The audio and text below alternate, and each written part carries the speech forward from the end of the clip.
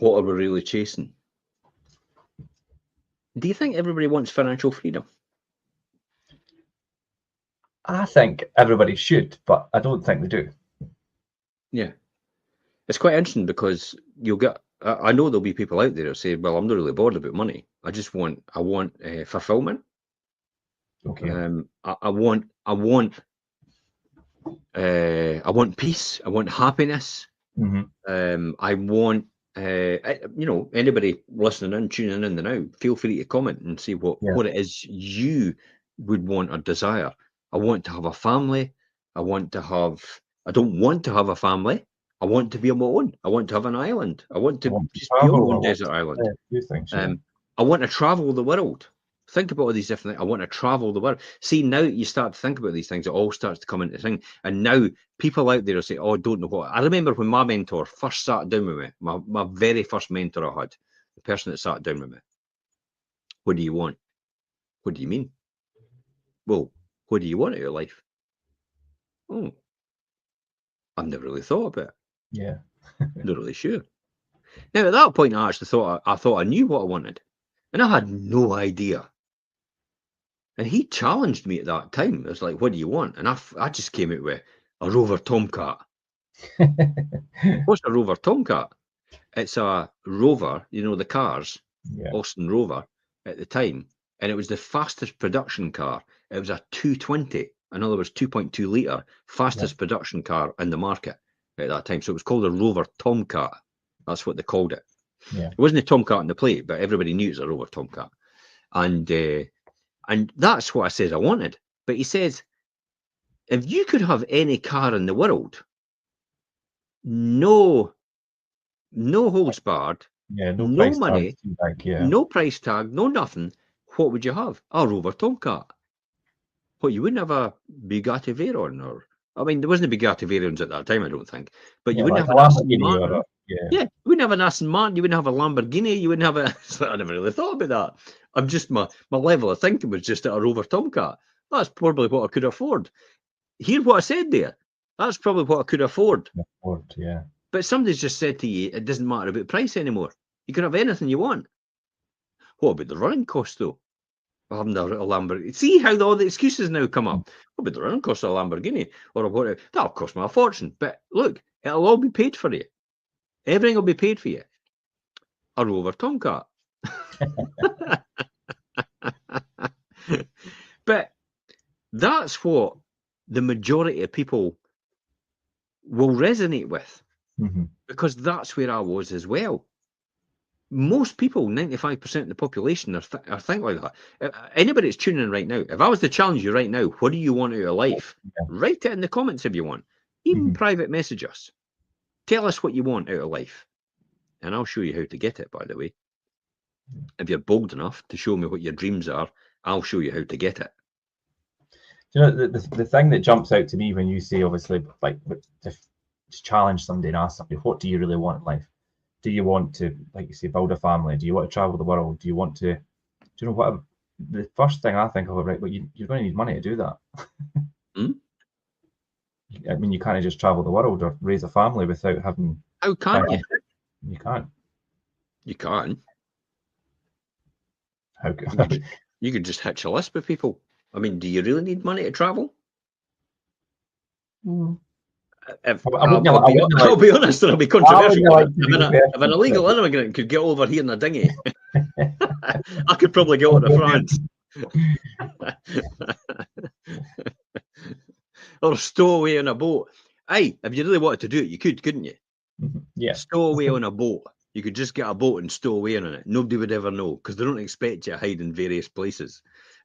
But no one does that, because we're all indoctrinated into the matrix, the norm, the system.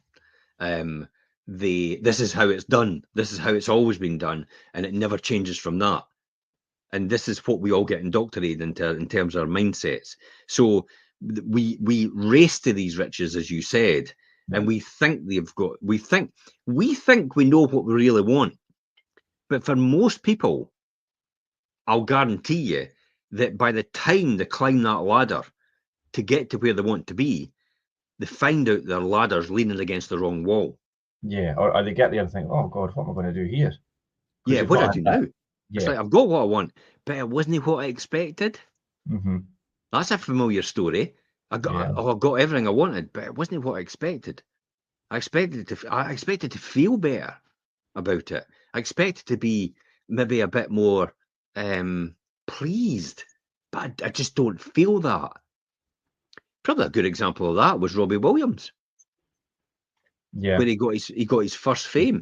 Deal, yeah. I'm going to be rich beyond my wildest dreams, and he said he did that in jest, but I know he actually meant it. Because I saw another documentary years and years ago where he actually says it was the wrong thing me to say. I actually meant that at the time, and I was just so big-headed and obnoxious. Mm-hmm. So times kind of skewed his story a bit, but that's what we do as humans. We want to settle ourselves. We want to feel okay with ourselves. So we compromise in our mind about what our thoughts are in order to align, in order to justify it, to align with the goals that we're after. Yeah. That's like the meaning of life, isn't it? I was just going to say that's quite prolific. That's deep. It's deep, isn't it? It is deep. It's deep. Yeah. Listen. We used to have conversations in the pub, and it was like really deep conversations. It's like, if we sat that glass on that table for 200 years, would that glass melt over 200 years because of the weight of the glass and the reflection of time? And I don't know. That's the type of deep conversations we used to have. We used to pontificate this for about 2 hours. Will it or will it not melt? And it's like, why would it not melt? And it's like, blooming heck, get a life. but that's the sort of things. So this is what you've got to think. I mean, the social influencer, the classic example is the gurus, the fake guru, the fake gurus, giving you an idea they're well off, or they've got huge riches, and if you had what they had, you would have huge riches as well. But what you don't realize is they're advertising a product that they're trying to sell you, and they're going to be rich if you have what they have. That's the whole point. You have what I have.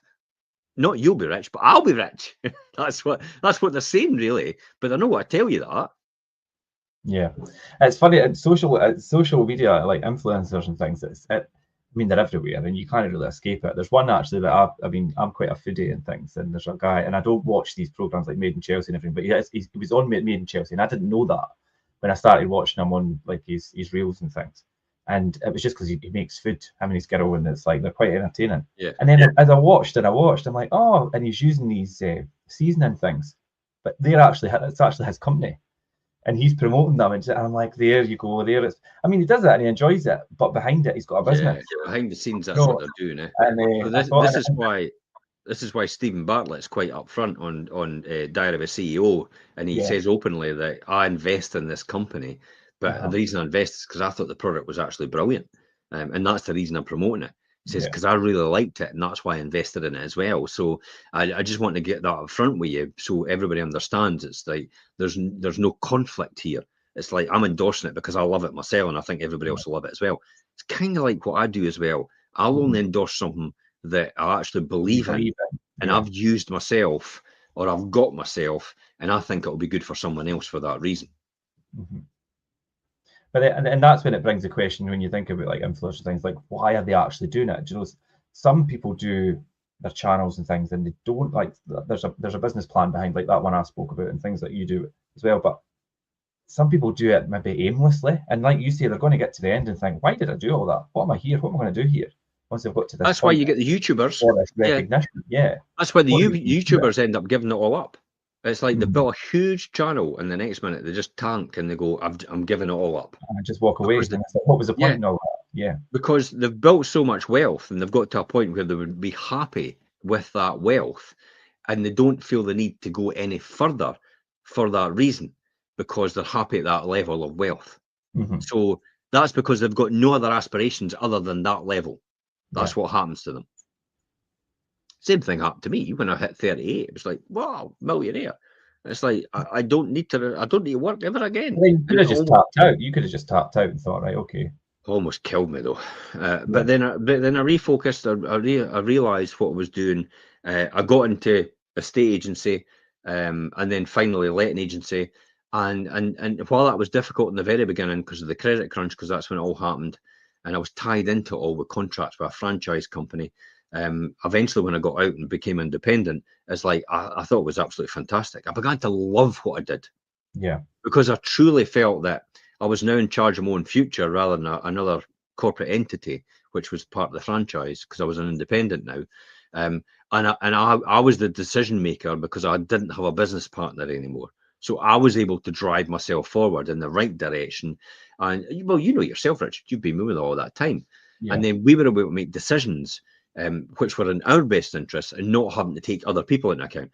And I was able to do the things that I wanted to do, like the community giving back and the community promotion and all the rest of it, without feeling I had somebody breathing over my shoulder saying that's no in line with the profit goals of the business.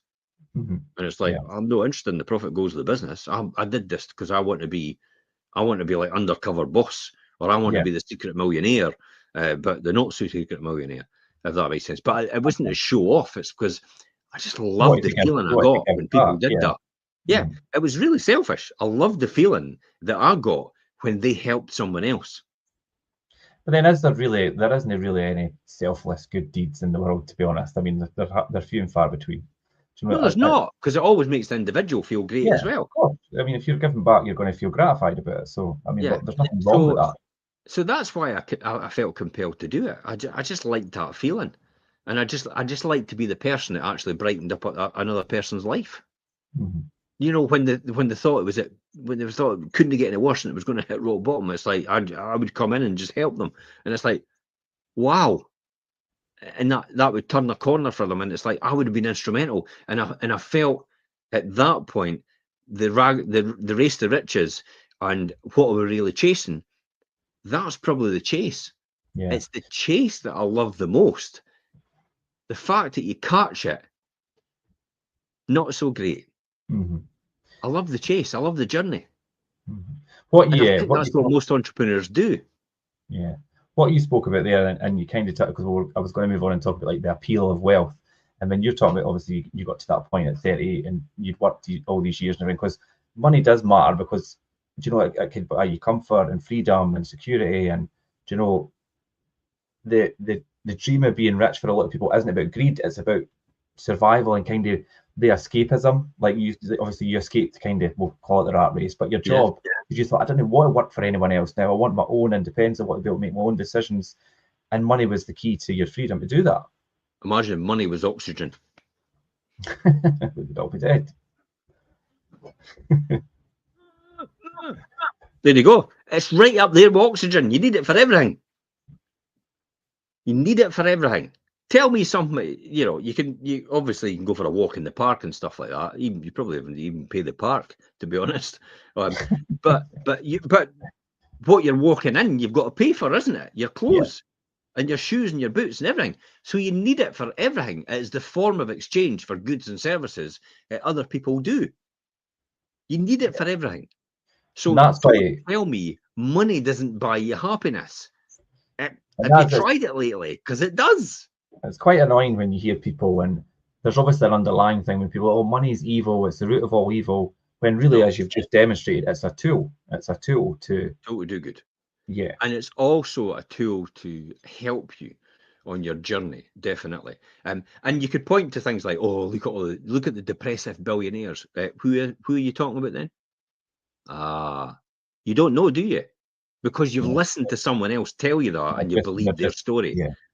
This is what goes on all the time. Oh, there's loads of millionaires depressed. But they're depressed because they're not in alignment with their ultimate beliefs and goals. They're doing something that they shouldn't do in order to do that. So that's why they're depressed. It's nothing to do with the money. Yeah. You could take the money away and they'll still be depressed doing the same thing. It's what they're doing is the problem there. It's not the money. And that is the key to probably contentness and leading on to happiness on that joyful occasion now and again.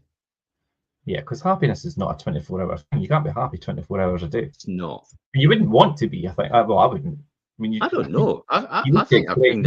I think if I redefined happiness as contentment, I think, yeah, I'm pretty much happy all the time. Sometimes, and most of the time, That, yeah, I suppose, yeah. Richard, Right. sometimes and most of the times I just don't notify my face. Simple as that. Yeah. Dentist asked me to smile the other day and I went, Did you forget? Did you forget? I took an effort, eh? I went, and she went, do you not show your teeth? And I went, yeah, I probably do. So I went, so you didn't show your bottom teeth then? And I went, no, I don't think I do, actually. Oh, that's funny. But yeah, it's quite interesting. It's quite interesting how we work as human beings and how you could point out the obvious, and it's not so obvious. That's the point. So you point out what's obvious, but it's actually not so obvious because you're completely blind to it because you've done it all the time and you've become so used to doing things that way. Yeah. So that's why and then because you've been so used to doing it that way, ambition goes out the window, motivation disappears, depression sets in. Now, let me get things clear. There's depression, which is a decompression that's needed. So in other words, just like diving, kind of hold on for a minute, relax, sit about 6 meters under the water, do your 3 minutes on your watch. Right, that's me done. We're ready to go up. That's what depression is. Just that depression is about decompression. So if anybody's depressed, decompress. That's what you need to do. Just sit back, don't do too much. Get halfway through your Hoover and think, I can't be bored with this. Put your Hoover in the corner and just go and sit and have a cup of tea and a watch of the telly and enjoy yourself. And just give yourself time to relax. And then there's chronic depression. Yeah. Which is a completely different kettle of fish. That is a chronic mindset and physical being as well. It's not just, oh, I just feel depressed. It's oh my God, I just think I don't want to be here. That is chronic. That's when you need to go. That's when you need to speak to a doctor, definitely, and you need to speak to health clinics and all the rest of it, and take their advice for goodness sake. Yeah, I mean, fortunately, I've never been in that position where chronic or clinically like depression or anything. Do you know? But it's quite irritating and annoying when you hear people throw around the "oh, I'm depressed," quite loosely and quite. Do you know? Everybody's got ADHD. Yeah, everybody's got autism. Everybody's got depression. Everybody's got every other illness under the sun, and they're all self-diagnosed. And I think everybody's got their day-to-day struggles, and that's fine. I mean, it's part of life. You just need to have that. Do you know, the ability to, just like you say, take that step back, take 5 minutes, take a wee recalibration of your mind, and move on. People kind of overemphasize it now, and I think people do have mental health issues and everything, and I'm not disputing that fact. It's a bit horrible, Richard, because when people are not diagnosed and they just diagnose themselves and tell people, "Oh, I'm ADHD," and all the rest of it, it kind of just dilutes the people that are genuinely that need the help and need the I'm OCD. I'm just OCD. Yeah. I don't think you can what OCD is, because OCD is repetitive behaviour and saying the same thing over and over again, and not being able to get out of a cycle, and just being locked into it all the time, and not being and doing certain things and certain rhythmic things, and actually, sometimes ripping the skin off your hands because it's like I need to wash my hands and keep doing it until you bleed and all the rest of it. That's what that is. That's a form of it. It's not just I just like organising stuff in the cupboard. People have just associated it now with being clean and tidy. Oh, I've got OCD. Like, no, you're not. You're just clean and tidy. Anyway, let's move on. You'd actually said it there and nailed it on the head when you said people say money is the root of all evil. Well, it's not, and it's not in the Bible, by the way. It's money, right? It's not the root of all evil. Okay, money is a tool to do what you need to do. Yeah. Think about all the things like the schools that have been built with other people's money. The Carnegie Institute in Dunfermline, it was built from Andrew Carnegie's wealth. He was worth 300 million in the 1930s. Which was, in today's money, like a lot. I mean, 300 million sounds a lot. Elon Musk of his time. Yeah. He was massive and But well. look at the legacy he's left. He was probably a triple billionaire in monetary terms, what 300 million's worth today, from the 1930s. And that's, but see what he's done for everybody. Look at what Tony Robbins has done. He feeds millions of people every single year. Look at what Richard Branson's done with Virgin Unite, with Virgin Inspire, with all these different charities that Virgin's got.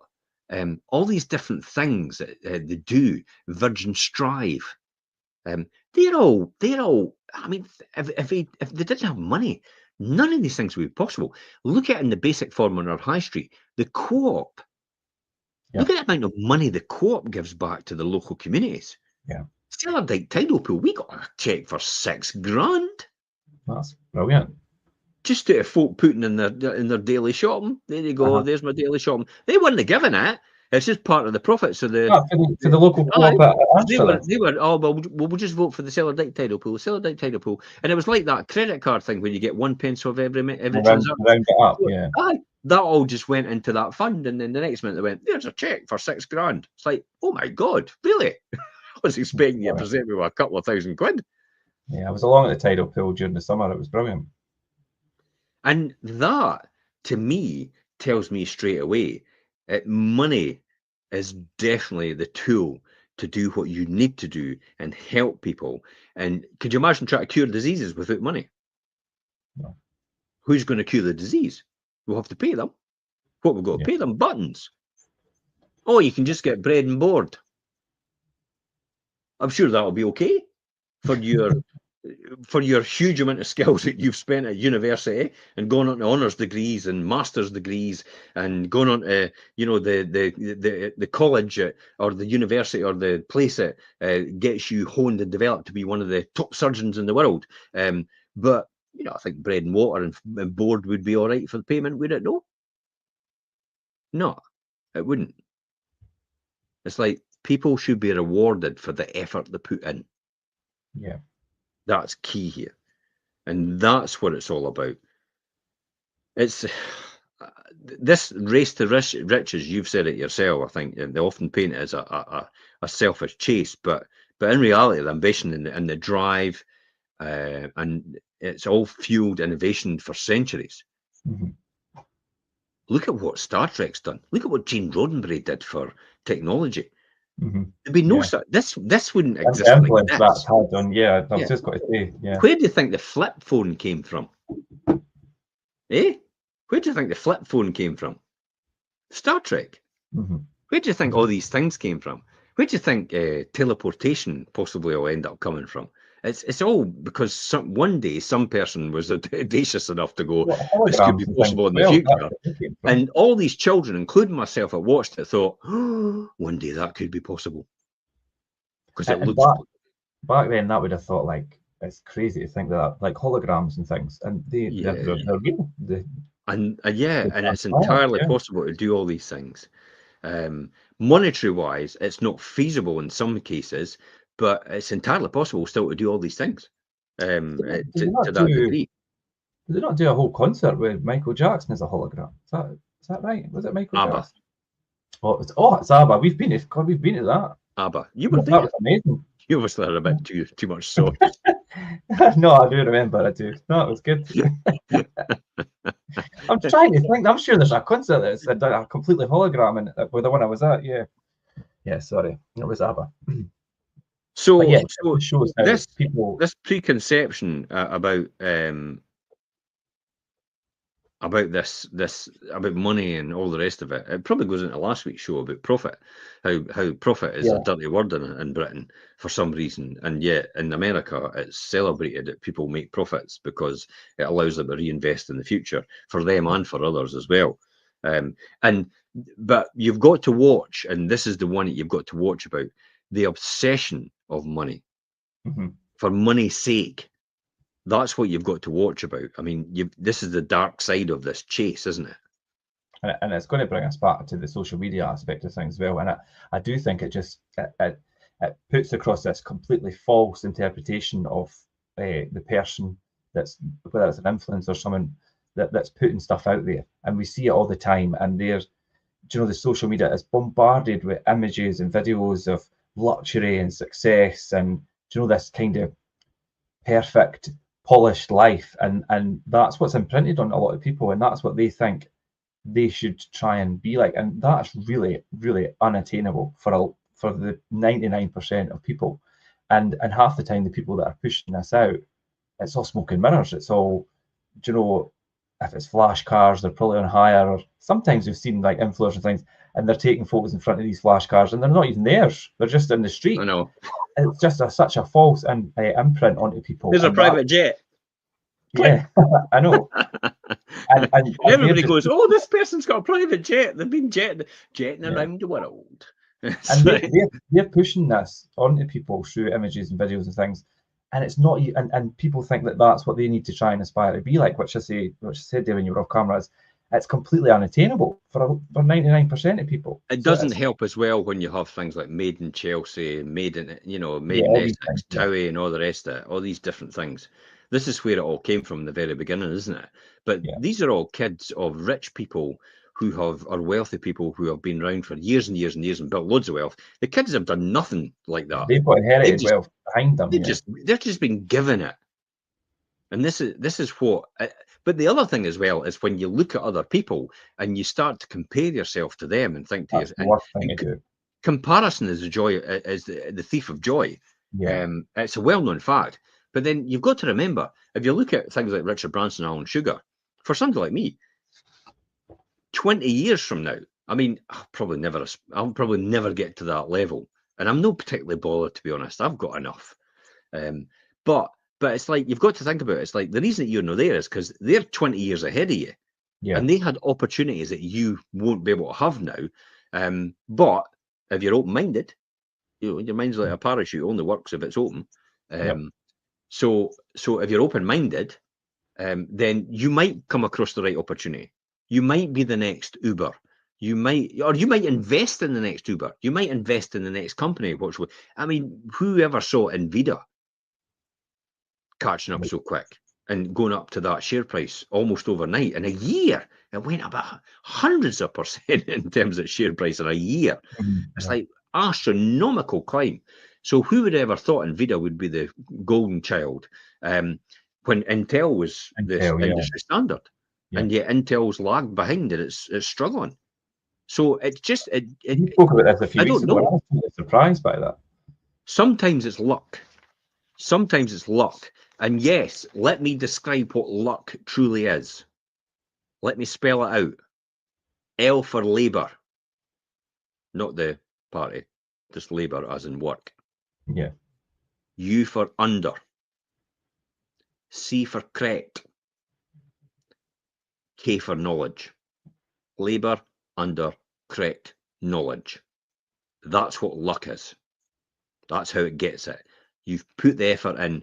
You've got the correct information. You know exactly what's probably going to happen next. Therefore, you're able to forecast with kind of really accurate, confirmed accuracy, 100% accuracy, that this is what you need to invest in. That's how that happens. And that's what luck is. Yeah, because things aren't just going to manifest from nowhere. There needs to be some input and some coherent strategy behind it for things to get. People just sit there and think it's going to happen to them. Results, yeah, and they do. And people, they think they'll just sit and do. I mean, affirmations and things are good for your own positive mindset, but you still need to put things into action. Yeah. But social media says, if I do this, I'll get this. Why have I not got that? And that's the dark side of the chase, isn't it? And that's where like these influencers and you're watching influencers and things that are in their 20s and running about, possibly maybe smoking mirrors, or maybe they do have a lot of money, but it's probably inherited. You're never going to be there in your 20s unless you've got that behind you. Do you know how many times Mr. Beast has actually thought about giving up? Loads. Well, yeah. Loads. Do you know how many times he's actually almost been at the end of the line mentally? Loads of times. That's the sacrifice that somebody makes like that. It doesn't happen to them because they go on and make one video. Mm-hmm. That's what people expect. If I make a few videos, why is nobody watching? Why is nobody watching me? Well, it takes time. You build up an audience. You build up a tribe. You've got to have something relevant for them to say. That's the whole point. You've got to have something relevant for them to say. And that's why people get despondent about it and they compare themselves and they think they should have a perfect life when in actual fact what they're doing is they're taking 5 different people's lives and they're going, why have I not got the perfect partner? Why have I not got the perfect car? Why have I not got the perfect job like them? And they're taking 5 different people and all got different attributes that they're perfect at. By the way, they're no perfect at the rest of the stuff, but they don't care, the person looking at them. They go, why have I not got that? Why have I not got that? Why have I not got that? Why have I not got that? I'm depressed. I'm mentally challenged. It's like, I can't take it anymore. This is horrible. Life's just so difficult. And it's like, that's because you're blooming looking at everybody else and thinking you should be perfect and you should have everything that they've got because they've got it. You know, the one thing I've seen someone else do, look at Richard Branson. Let's talk about him. When he sat with these children and he said to them, you know, basically youths, young people, I would call them, they're at high school, and he sat with them and said, I would give you everything I have for what you've got right now. Sorry? What do you mean everything? Everything, as in all the money you've got, the island, your Necker Island, your planes, your shares, your stock, your everything. Everything. And he said, yep, everything for something that you've got right now to these youths. What would it be? Your youth. I would give it all away tomorrow to get my youth back. To get the time. To get the time back. Yeah. Time. Because time's running out now. He's 70-odd year old. Yeah. It's now getting to the point where you hear most people are going at 80. He'll be scratching his head thinking, God, I've only got another 4 or 5 years. Which is, I mean, when you get to that point in life, it's a scary concept. I mean, I'm only, you know, approaching 40, and it's like, God, where did time go? I'll be honest, this is how the world thinks. This is how most people think. I know that. Okay. When you get to 45 to about 61, you're in that territory. You think, I could die any day. Honestly, I'm not quite there yet. You think about it all the time, and you get really upset about it. And it's like, oh my God! And you start doing all these midlife crisis things. When you get past 61, you go, yeah, I'm coasting it from here. Because now it's like, now you're on borrowed time, and you know that you've come to terms with it because you've got to 61, and you're like, yeah, I come to terms with it now. Right, I'm on borrowed time. It's like every year is a good year, no matter what. I'm still here where most people are actually gone. That's what happens, you know, and that it's almost like the frightening years of your life. And I've gone through it, and I'm going through it. Yeah. It's like, my God, it's like that's why I'm doing everything and changing everything to live to 120, or give it my best shot. That's the sort of thing. Yeah, because I think I learned the other day, Richard. This is what I learned the other day. This is why the dark side of the chase. This is what you've got to understand, because you see people living. Brian Johnson's a classic example. I'm going to live forever, he says, and all the rest of it. And this is my blueprint. And it's like, nah, bullshit. I don't believe you for 1 second. Anyway, I've got good information on him, some good information on him. But what they don't realise is it's about looking after yourself and making sure you're on the right track. I would say. I don't think there's no magic bullet here. There's not what we call a panacea, which is going to solve everything. Yeah. There's not some blue pill that's going to sort it out for you, like he's got his blue dust or something like that. He's got the blueprint. That's what it's called. That ain't going to solve anything. It's good old fashioned hard work and looking after your body, looking after your mind, and being mindful. And the last thing you should do, and I found out the other day, is you don't do huge ultra marathons and huge 100-mile marathons, because that shortens your life. Yeah, really? That shortens your life. Apparently, doing all these huge bodybuilders will live less than they would have lived normally just doing it average. Because you're pushing your body beyond the limit. The kind of recommended, but really it's limits. Yeah. But that's what happens here. You sacrifice your health. Mm-hmm. because you've got this impression that if you do this, this is going to work for you, and you're going to have all these things. And if you're not doing things, and you've got it written down here, if you're not grinding, you're failing. If you're not learning to love the grind, you're failing at life. And it's like, no, you're no. You're just going at your pace, and your pace might be the perfect pace because it's kind of like the tortoise and the hare. Yeah. And where the hare runs, stops, runs, stops, runs, stops, runs, stops, and the tortoise actually overtakes because on an average speed, the hare on an average speed is going slower than the tortoise is actually walking, just constantly. And that's been a thing for previous, like in past people that overworking and really like working all the hours going and things. And it's not really, that's not the best way to do it. It's to work smarter instead of working harder, because working too hard and think, well, you know yourself, pushes you to the brink. Here's what I know. Here's the reality bomb here. Mm-hmm. Hopefully I'll not get cancelled for saying that word. Here's the reality check, I would say, or the truth bomb. And the truth bomb is life isn't fair. We're all given the hand we're dealt, mm-hmm. and you just have to play it. It's what you make of it, yeah. And the more you piss and moan about it, the more you hold yourself back. Yeah. Just suck it up. Play the hand you've been dealt. If you've got an opportunity to change your cards, well done. Take it. Jump at it. Definitely. Yeah. But most people will just have to play the hand they've been dealt. Accept it. Embrace it.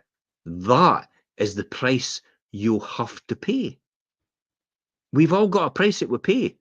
My price was huge to get where I am. Yeah. And would I do it all again? You're damn right I would.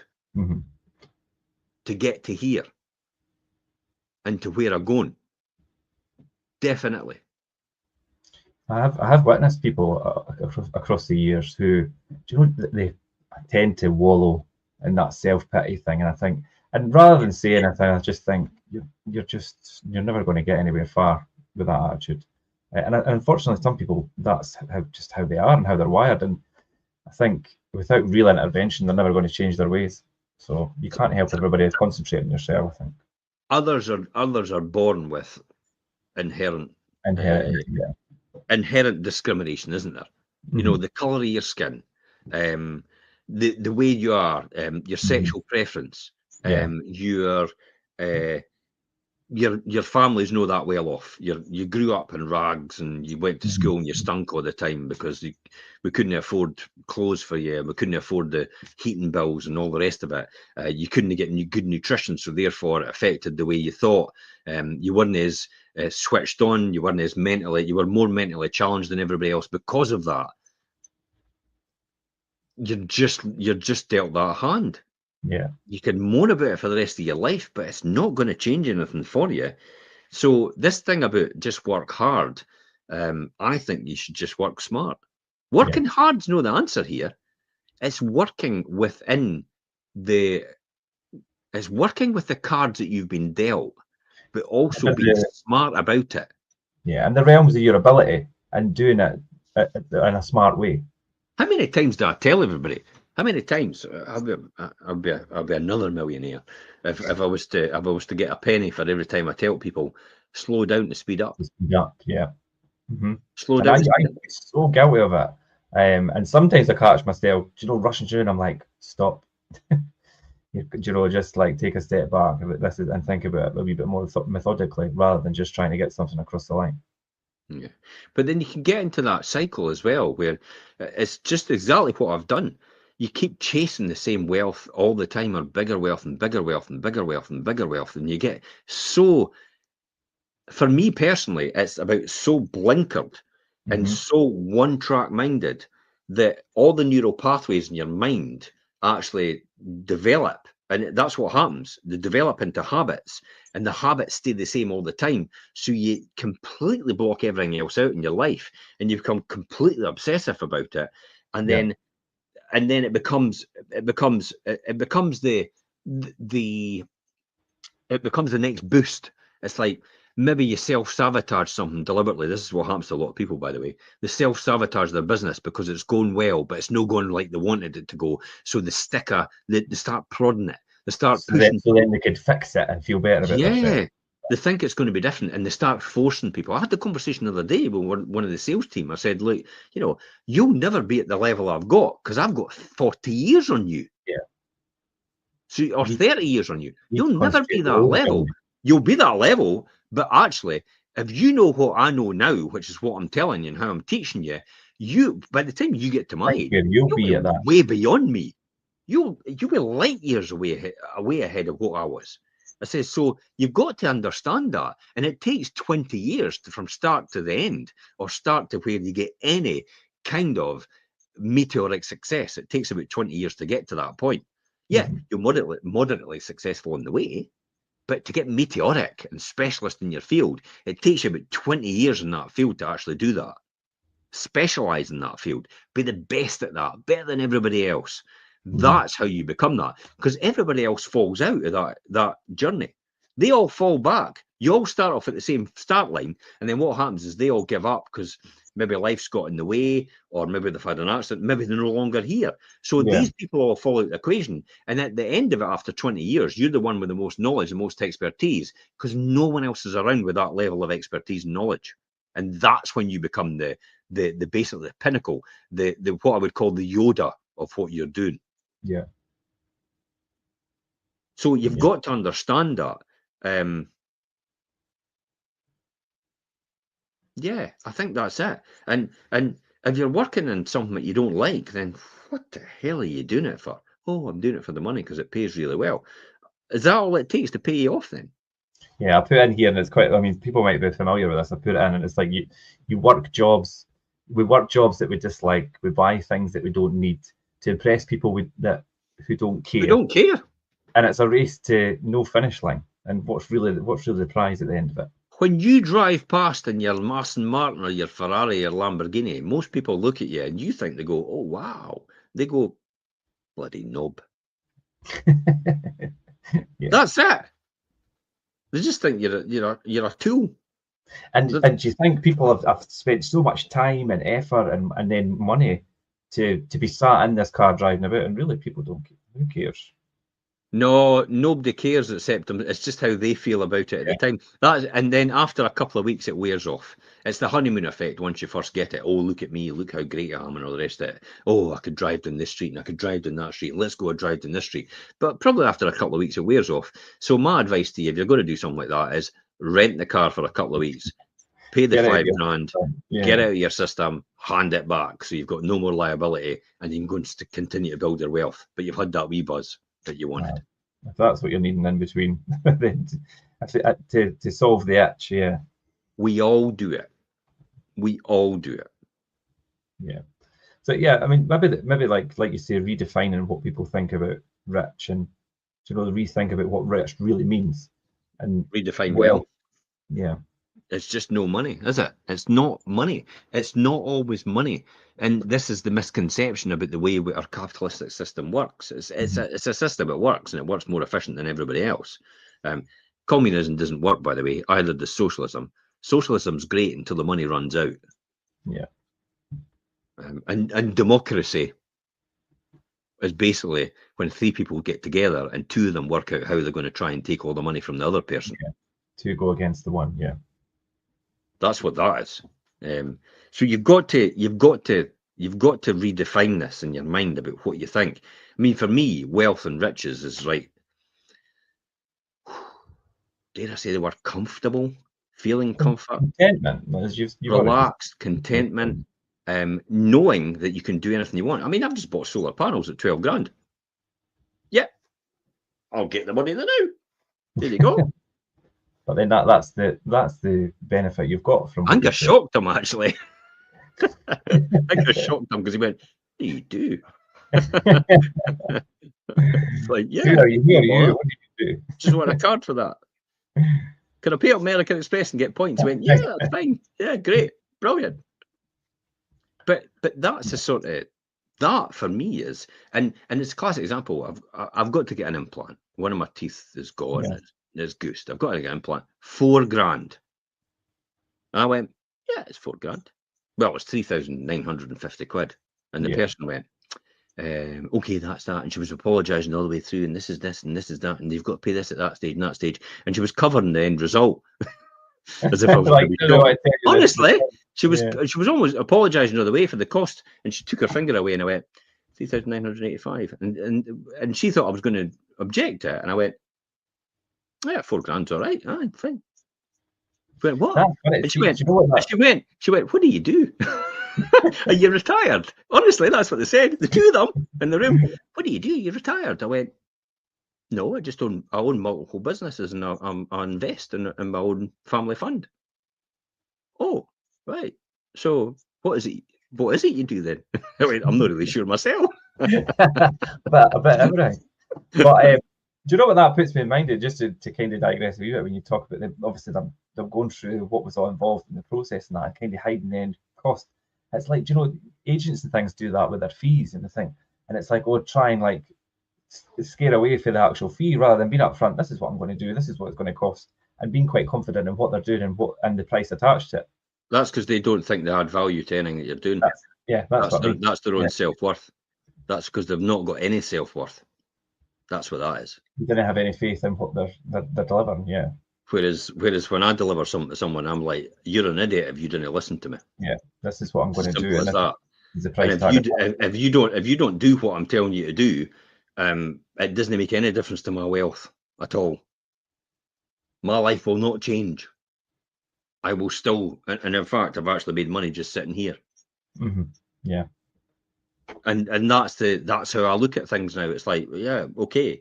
So we've spent an hour together, and in that hour, I've made quite a bit, and I've not actually done anything. I've just sat and talked to you and had coffee. Woohoo! I think I'll drink more.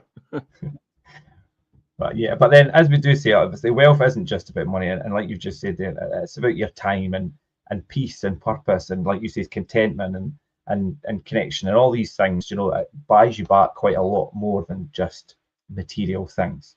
And someone who has enough to live comfortably like that, but just like you demonstrated yourself, Jim, you know, it's if they could live comfortably and have time to rest, and you know, people to share it with and things as well. Yeah, that person would really, in my opinion, and I'm sure in yours, Jim, as well, feel far richer than some multi-millionaires who are quite empty and don't have anything in their life. Yeah, because they've and we're not going to pin multi-millionaires here, but whoever that person is, again, as I say, has climbed the ladder of their success only to realise it was leaning against the wrong wall. The wrong wall, yeah. And that's the difficulty. I think personally, at the pandemic, do you know there's about 800,000 people actually not gone back to work since the pandemic? Really? Aye. That's costing billions. 80 billion a year. What are they doing? Honestly, they've never gone back to work. It was the report was on the other day from one of the guys from runs the House of Fraser or something like that. But he actually was commissioned to do a report, or he was on the panel or something, and he's come out and said this. It's like flipping heck. That is one of the things, because there's no tax revenue getting generated from that because they're not working. Yeah. So about 800,000 people just chose not to come back after COVID.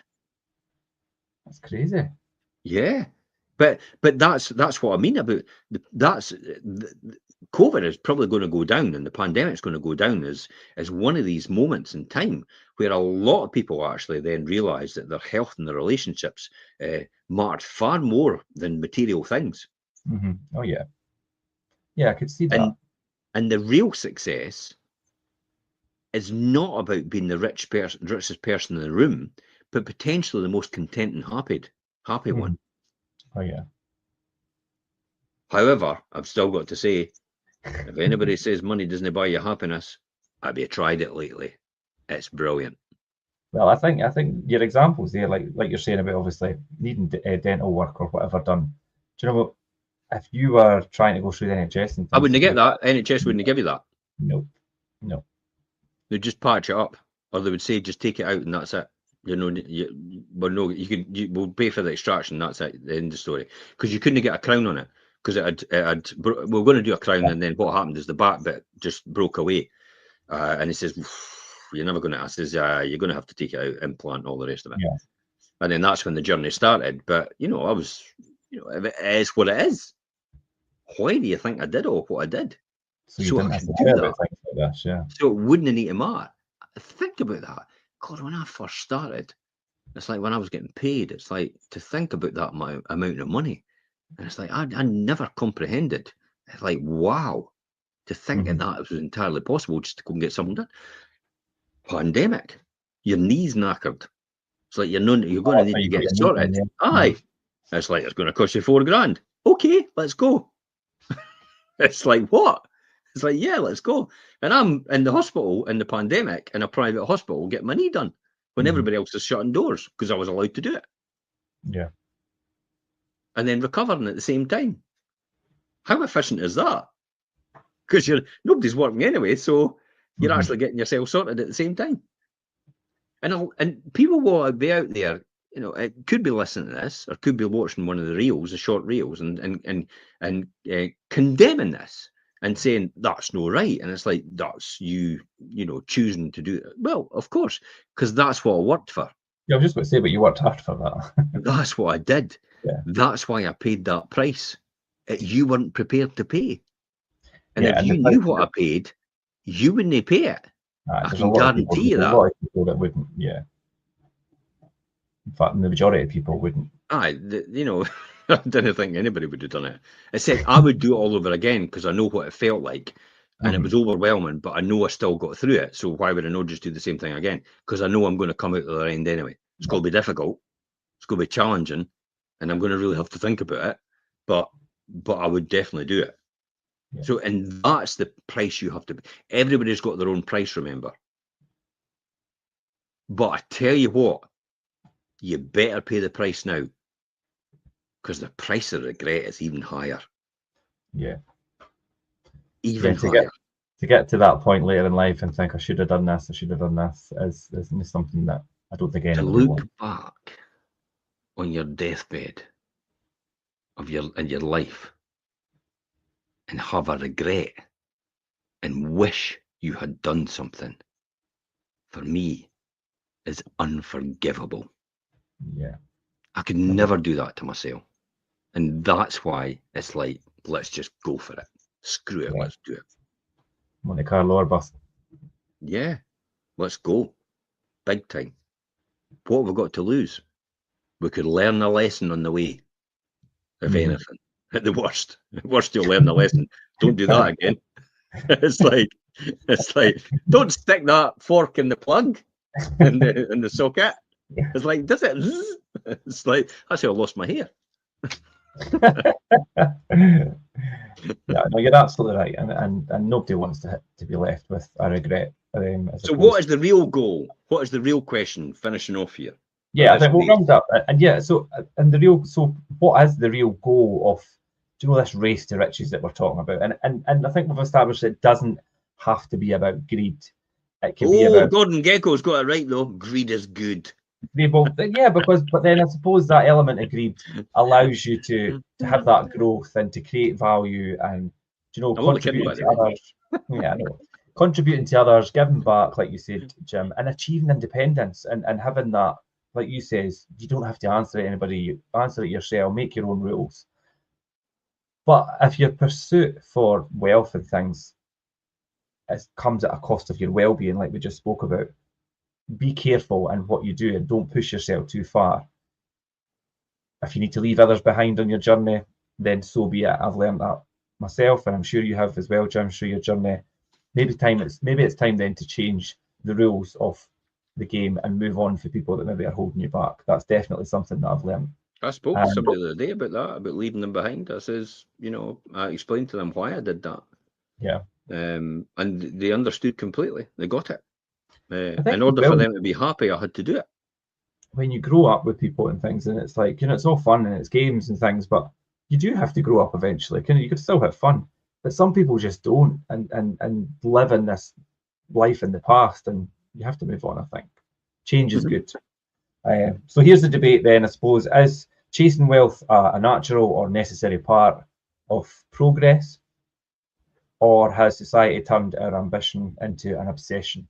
Do you know, this influencers and this obsession to have all these masses of material items? And should we slow down or just run smarter?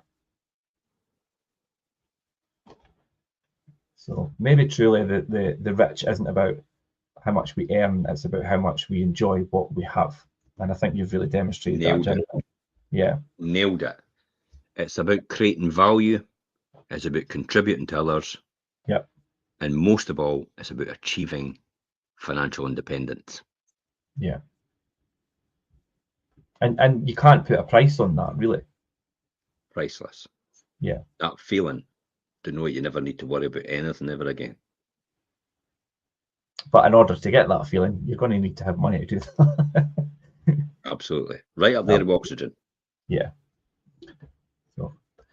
So yeah, no, I enjoyed that today. Thanks for all your insights, Jim. And people have jumped in their comments with their take on what their views are, and I'll come back to them. And you could also come to me direct after the show. My email's in the post attached, so feel free to come to me direct if you want to discuss anything or point out what your views on anything we've discussed today. But it's always good to kind of take a topic and run with it, and it's good to hear your perspective of things through your journey as well, Jim. And as usual, you could catch us on a Monday at 12:30. We'll be back next week, and I'll leave it there today. And thanks very much for tuning in, and thanks to you, Jim. Might be Necker next week. Yeah, it is. Live from Necker Island. You might catch us there. I wasn't too sure what our schedule was going to be, so possibly. Yeah, that's where we are next week. So right, okay, leave it there. Thanks, Jim. That's brilliant, and we'll see you next time. Bye.